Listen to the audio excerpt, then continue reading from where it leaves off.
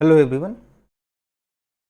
Second number video में हम लोगों ने 3 नंबर के क्वेश्चंस को सॉल्व कर लिया था और 4 और 5 नंबर क्वेश्चन को हम लोगों को समझना था। चलिए बहुत बढ़िया। 4 नंबर और 5 नंबर क्वेश्चन को जब हम लोग सॉल्व कर रहे हैं तो थोड़ी प्रॉब्लम आ गई थी, साउंड रिकॉर्ड नहीं हुआ है, तो उसे घबराने की जरूरत नहीं है। चलिए समझने की कोशिश करते हैं। 4 और 5 नंबर क्वेश्चन को अगर हम लोग देखें तो इन क्वेश्चंस की शुरुआत देयर से हुई है और देयर को अगर हम लोग देखें अपने ग्रामर में तो यह एक एडवर्ब के रूप में यूज होने वाला वर्ड है। एडवर्ब ऑफ प्लेस के रूप में यूज होता है यह ग्रामर में, और इंट्रोडक्टरी सब्जेक्ट्स के रूप में भी हम लोग इनका प्रयोग कर देते हैं।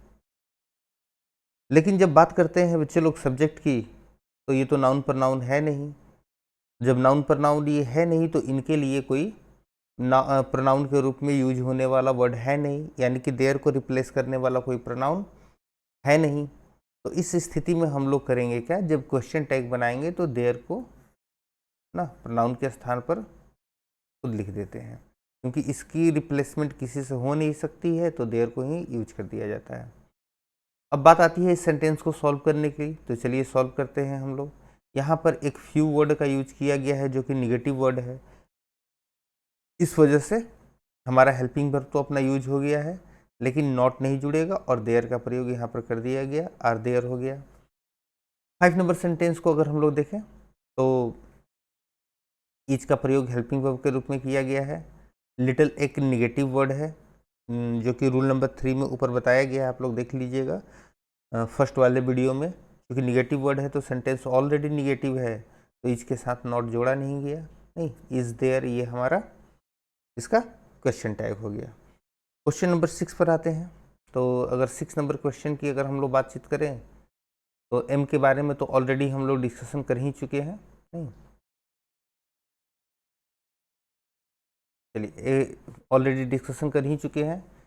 अगर यहाँ पर हम लोग देखें तो आई एम टायर्ड, तो सेंटेंस हमारा निगेटिव है नहीं, तो हमारा जो क्वेश्चन टैग बनेगा वो निगेटिव बनेगा। तो पहले भी बताया गया है नहीं कि एम के साथ जब हम लोग नॉट को ऐड करते हैं तो ये बन जाता है आरंट, तो ये हो गया आरंट, और आई जो है वो प्रोनाउन ना यूज कर दिया गया।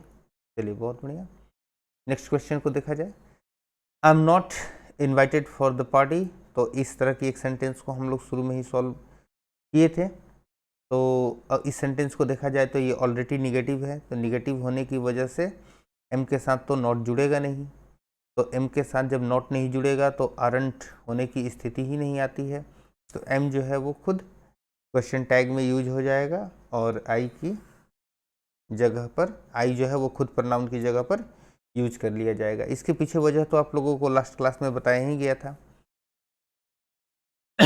लास्ट क्लास में इसकी वजह को बताया ही गया था, बताए ही थे। ये जो बी है ये हमारे प्रेजेंट इंडेफिनिट में यूज होने वाला वर्ड है, नहीं लेकिन बी खुद यूज नहीं होता है, अपने फॉर्म को यूज करता है, जिसका फॉर्म इज, एम और आर हो गया। जो इज है ये हमारे थर्ड पर्सन सिंगुलर के लिए यूज हो जाता है, तो ये यूज होता नहीं है यहाँ पर। एम यूज होता ही नहीं, एम नॉट यूज होता ही नहीं है हमारे इंग्लिश लैंग्वेज में। तो बचा आर, तो आर के साथ ही नॉट जोड़ करके एम प्लस नॉट के बदले में हम लोग यूज कर देते हैं, ठीक है। तो ये पिछली क्लास में बात आप लोगों को बताई गई थी। आइए नेक्स्ट देखा जाए। श्रेया डिसलाइक्स, नहीं तो अब यहाँ पर अगर इस सेंटेंस को हम लोग देखें तो यहाँ पर बात की गई है डिसलाइक्स की, प्रेजेंट इंडेफिनिट की बात की गई है। तो जब निगेटिव बनाते हैं तो पता ही है प्रेजेंट इंडेफिनिट में हम लोग डज का यूज करते हैं, निगेटिव बनाना है तो नॉट जोड़ दिया गया, और श्रेया चूंकि एक फीमेल है तो इसके लिए सूटेबल प्रोनाउन हो गया सी, तो डजंट सी का यूज कर दिया गया, ठीक है। तो यहाँ तक की जो बातें हम लोग देखें इसमें मुझे नहीं लगता कि ऐसे बहुत सारे डिफ़िकल्ट वर्ड्स या डिफ़िकल्ट क्वेश्चंस थे जिनको समझने में आपको किसी तरह की परेशानी हुई हो ना। अगर कोई कन्फ्यूजन हो तो इसको समझ लीजिएगा, या फिर कोई प्रॉब्लम हो तो मैसेज कर दीजिएगा, ठीक है। आगे के कुछ क्वेश्चंस पर हम लोग ज़रा बढ़ते हैं। अभी आपके सामने जो वर्ड्स हैं, इन सभी वर्ड्स को अगर आप ध्यान से देखिए तो इन सभी को आप लोगों ने ज़रूर पढ़ा होगा। डिस्ट्रीब्यूटिव के रूप में यूज होने वाले ये वर्ड्स हैं सम, एवरी, एनी और नो। जब इनका सेंटेंसेस में यूज होता है तो आपने ध्यान दिया होगा इन सभी के साथ वन जुड़ करके आता है ना। समवन, एवरीवन, एनीवन, नोवन, इनके साथ बड़ी जुड़ करके आता है। Somebody, everybody, anybody, nobody. जब इनका सेंटेंस में यूज होता है ना, हाँ आपको बिल्कुल याद आ रहा होगा कि इन सभी के साथ ना थिंग भी जुड़ करके यूज होता है, समथिंग, एवरीथिंग, एनीथिंग, नथिंग। तो पहले जरा हम लोग इनको समझते हैं, उसके बाद थिंग वाले को समझा जाएगा। तो जब ये सेंटेंस में यूज होते हैं तो इनके साथ सिंगुलर हेल्पिंग वर्ब का यूज किया जाता है। जब इनका हम लोग क्वेश्चन टैग बनाते हैं तो क्वेश्चन टैग बनाते समय होता क्या है, हालांकि ये हैं तो सिंगुलर की तरह काम करने वाले सारे शब्द, लेकिन जब क्वेश्चन टैग बनाई जाती है तो थोड़ी सी स्थिति वहां पर बदली हुई होती है। स्थिति बदली हुई क्यों होती है, वजह क्या होता है, तो जरा इसको समझने की कोशिश कीजिए। आपके सामने एक सेंटेंस लिखते हैं, नहीं, उस सेंटेंस को जरा आप गौर से समझने की कोशिश कीजिएगा। ठीक है, ठीक। तो सेंटेंस है हमारा, समझिएगा इसको। Everyone has arrived. ठीक, ये हमारा सेंटेंस है, एवरीवन हैज अराइव्ड। अब इस एवरीवन जो शब्द लिखा गया है, और दो सेंटेंसेस पर जरा आप लोग ध्यान दीजिएगा। ठीक है, ही हैज ना अराइव्ड और दे हैव अराइव्ड। इन दोनों सेंटेंसेस को जरा देखिए। क्या लगता है आपको कि एवरीवन की जगह क्या हम लोग ही को रिप्लेस कर पाएंगे? एवरीवन की जगह क्या ही को रिप्लेस कर पाएंगे? He has arrived? बिल्कुल नहीं। क्यों? क्योंकि जो अर्थ ही का यहाँ पर हो रहा है उससे बिल्कुल अलग अर्थ एवरीवन के प्रयोग करने से होता है। नहीं, अब यहाँ पहुँचने वाले एवरीवन हैज अराइव्ड, सभी लोग पहुँच गए हैं, तो पहुँचने वाले में कोई एक व्यक्ति तो है नहीं। अब इस जगह पर एवरीवन की जगह पर हम लोग अगर दे लिख दें तो ये काम दे एवरीवन का काम कर सकता है, रिप्लेस हम लोग कर सकते हैं।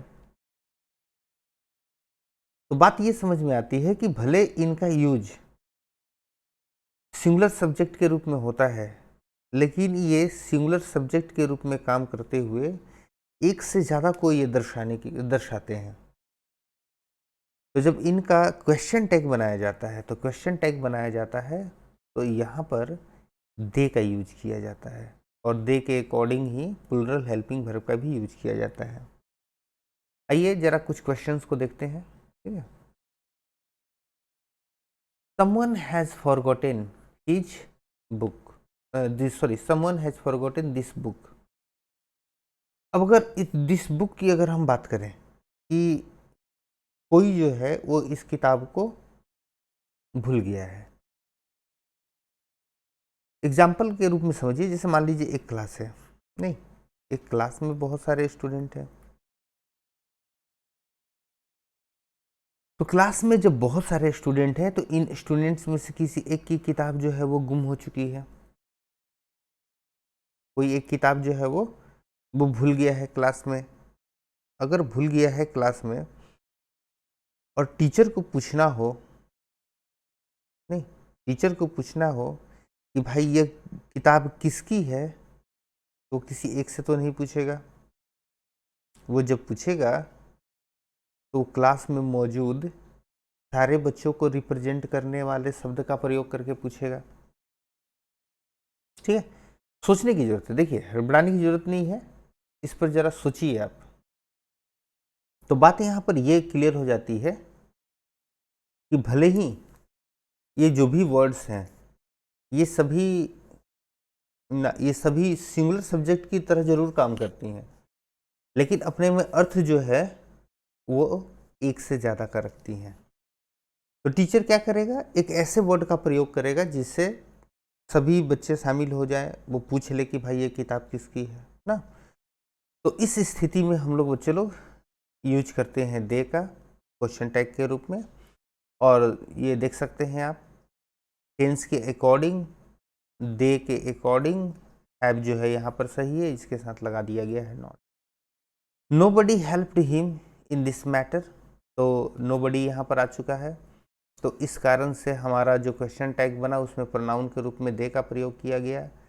टेंस देख लिया जाए, टेंस के अकॉर्डिंग डिड का यूज किया गया चूँकि पास्ट इंडेफिनिट की बात की जा रही है। और सेंटेंस नोबडी से शुरू ही यानी ऑलरेडी निगेटिव है, इसलिए नॉट यहाँ पर नहीं जोड़ा जाएगा। एवरीबडी इज गिवन, अब देख लीजिए इस सेंटेंस में एवरीबडी का यूज किया गया है, जिस वजह से हमारे प्रोनाउन के रूप में दे आया। सेंटेंस अगर हम लोग पढ़ लें तो सेंटेंस प्रेजेंट की बात कर रहा है ना, तो जब प्रेजेंट की बात कर रहा है तो दे के अकॉर्डिंग आर आ गया। सेंटेंस को अगर पढ़ा जाए तो अफर्मेटिव अर्थ रखने वाला है, पॉजिटिव अर्थ रखने वाला है, इसलिए नॉट जोड़ दिया गया, तो आरंट दे बन गया। ठीक है, तो इस तरह से जो भी ये सभी शब्द होते हैं ना, जिनके साथ वन और बड़ी आता है, जिनके साथ वन और बड़ी आता है, भले ही ये सिंगुलर सब्जेक्ट के रूप में काम करते हैं, लेकिन जब इनकी क्वेश्चन टैग बनाई जाती है तो उसमें प्रोनाउन के रूप में दे और दे के अकॉर्डिंग में प्लूरल हेल्पिंग वर्ब की बात की जाती है। यहाँ पर देख लिया जाए, सेंटेंस पर गौर कीजिएगा ना, neither was doing the work. अब इस सेंटेंस में अगर आप पढ़ते हैं तो नीदर शब्द का जो प्रयोग किया गया है, क्या ये नीदर शब्द किसी एक को दर्शा रहा है? बिल्कुल नहीं, आप लोग को पता है नीदर का प्रयोग दो की संख्या के लिए किया जाता है, यानी कि अपने आप में बिल्कुल प्लूरल है, तो दे का प्रयोग कर दिया गया प्रोनाउन के रूप में। पास्ट की बात की जा रही है तो वेयर आ गया, नीदर का यूज किया गया है तो ऑलरेडी सेंटेंस हमारा निगेटिव है, तो निगेटिव होने की वजह से नॉट नहीं जुड़ा, तो वर्दे ये हमारा जो है वो इसका क्वेश्चन टैग हो गया। आइए अब हम लोग बात कर लेते हैं उस स्थिति की जब इन चारों शब्दों के साथ थिंग जुड़ा हुआ रहता है। तो जाहिर सी बात है, जब थिंग जुड़ गया तो ये वस्तुओं को दर्शाने लगेगा, और जब ये वस्तुओं को दर्शाने लगता है तो हमारे प्रोनाउन के रूप में इट का प्रयोग किया जाता है। नहीं, जब इनके साथ नहीं, इन सभी के साथ वन या बड़ी जुड़ता है तो उस स्थिति में यह क्या करता है, व्यक्तियों को दर्शाता है, और जब इसके साथ थिंग जुड़ जाता है तो यह वस्तुओं को दर्शाता है। तो इस स्थिति में यहाँ पर क्या हुआ, इट का यूज किया गया। नहीं, इट हमारा सिंगुलर होता है, इस कारण से इसके साथ यूज होने वाला हेल्पिंग वर्ब भी सिंगुलर ही होगा। आइए कुछ सेंटेंसेस को सॉल्व करते हैं ना, बाकी तो आप लोग खुद समझ ही जाएंगे। Nothing can be said, can हमारा हेल्पिंग वर्ब, कैन आ गया मॉडल एक्जुलरी वाला शब्द ना, क्योंकि नथिंग का प्रयोग किया गया है इसलिए प्रोनाउन के रूप में इट आया, और सेंटेंस ऑलरेडी निगेटिव है नथिंग के यूज किए जाने के कारण, इसलिए नॉट नहीं जुड़ा। ठीक है, यहाँ पर ध्यान दे दिया जाए, नथिंग की यूज की गई है तो नथिंग के यूज किए जाने की वजह से प्रोनाउन हमारा इट आया। कुछ गड़बड़ हो गया, नहीं यहाँ पर नॉट नहीं जोड़ा जा सकता है। ठीक है, कैन इट हो जाएगा। ठीक है,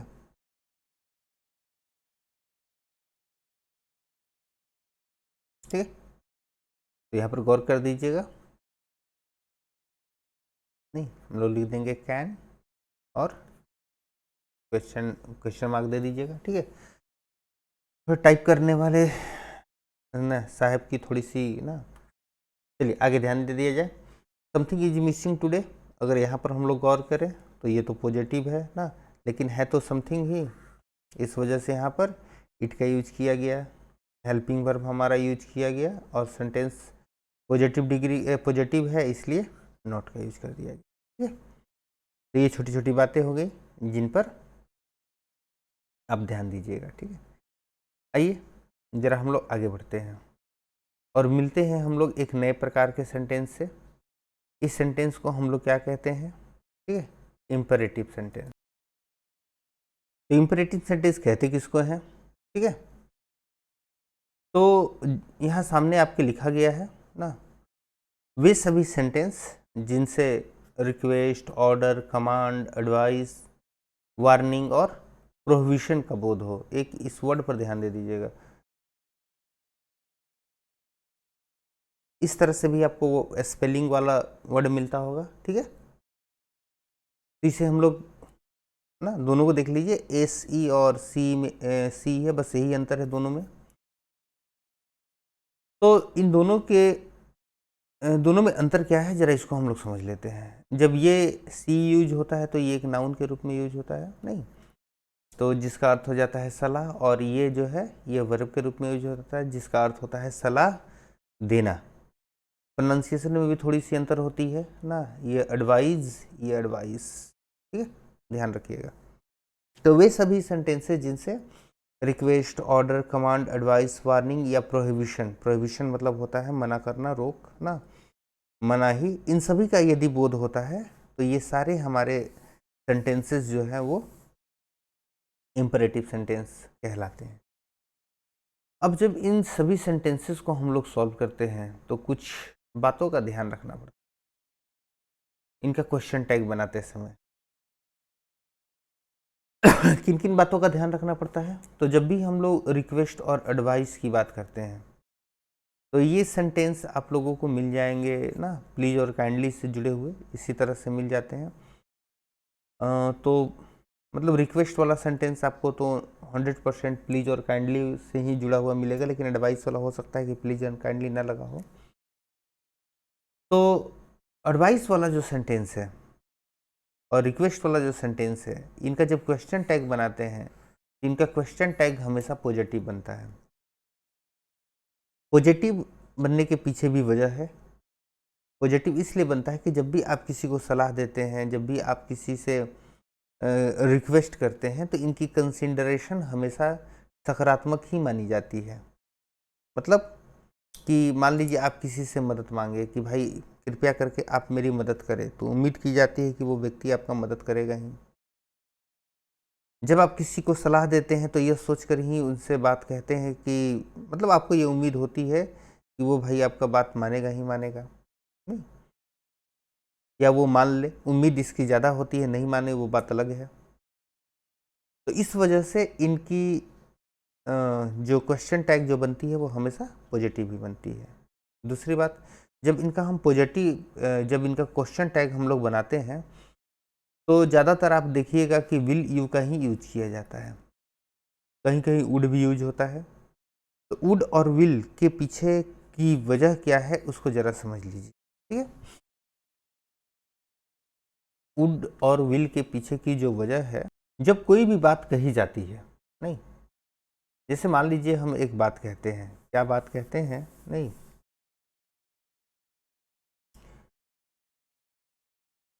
प्लीज हेल्प मी,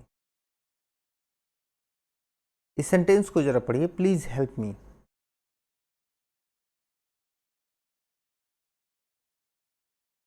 ठीक है, इसका समय कब का है, मतलब जब हम ये बात कहें किसी से, जब मैंने ये बात कही कि कृपया मेरी मदद करें, तो जब ये मदद करने की बात कही गई तो इसका टाइम क्या है, क्या वो मेरा अभी मदद कर रहा है, बिल्कुल नहीं।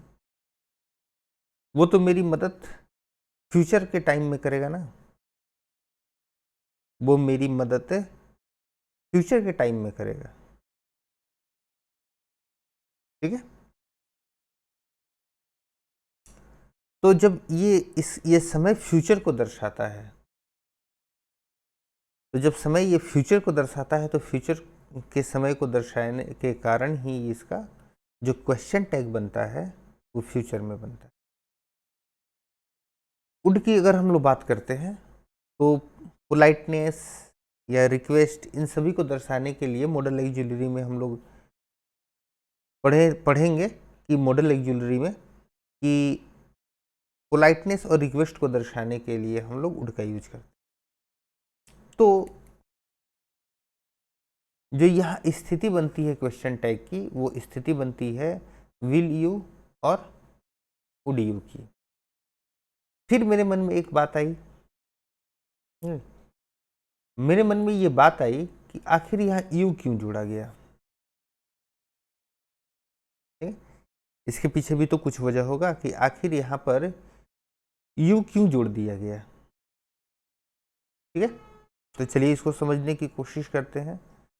सभी ये जो बातें हैं, इन बातों को अगर हम लोग अच्छे से समझें, समझने की कोशिश करें, तो इनके पीछे की जो वजह है, जो कारण है, वो हमें पता चल जाती है और फिर हमें रटने की ज़रूरत नहीं पड़ती। जैसे बहुत सारे बच्चे लोग इसको रट के याद करते हैं। इम्पेरेटिव सेंटेंसेस का जब भी हम लोग क्वेश्चन टैग बनाएंगे तो उसके साथ विल यू जोड़ेंगे, वुड यू जोड़ेंगे। ऑर्डर कमांड वाले की स्थिति है थोड़ी अलग है, इसको भी हम लोग समझने की कोशिश करेंगे। तो इन सभी के पीछे जो वजह होती हैं, जो कारण होता है, उनको अगर हम लोग समझ ले तो रटने की ज़रूरत नहीं पड़ेगी। ठीक है।